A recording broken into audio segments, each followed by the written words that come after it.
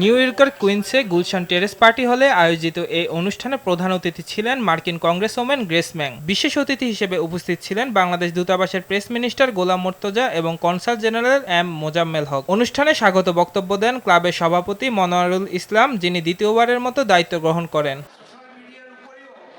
2026-27 মেয়াদের নতুন কার্যনির্বাহী কমিটি পরিচয় করিয়ে দেন প্রধান নির্বাচন কমিশনার মঈনুদ্দিন নাসের। বক্তারা প্রবাসী বাংলাদেশ কমিউনিটির গণমাধ্যমের দায়িত্বশীল ভূমিকার প্রশংসা করেন এবং ভবিষ্যতের এই ধারা বজায় রাখার উপর গুরুত্বারোপ করেন।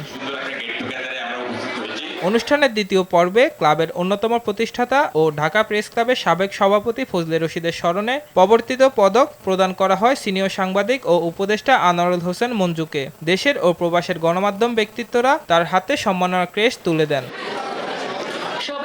প্রধান অতিথি গ্রেস ম্যাং ক্লাবের সভাপতি ও সাধারণ সম্পাদককে ইউএস কংগ্রেশনাল রিকগনিশন প্রদান করেন। এছাড়া প্রেস মিনিস্টার গোলাম মোর্তজাকে প্রেস ক্লাবের স্মরণিকা ভয়েস 5 উন্মোচন করেন। এ সময় উপস্থিত ছিলেন কনসাল জেনারেল সহ ক্লাবের নেতৃবৃন্দ ও সম্পাদক মণ্ডলী। অনুষ্ঠানে গণমাধ্যম সম্পাদক, আইনজীবী ও কমিউনিটি নেতারা শুভেচ্ছা বক্তব্যে পেশাগত নৈতিকতা, নিরপেক্ষতা এবং দায়িত্বশীল সাংবাদিকতার চর্চা অব্যাহত রাখার আহ্বান জানান। আজহার স্বপ্নীল, RTV।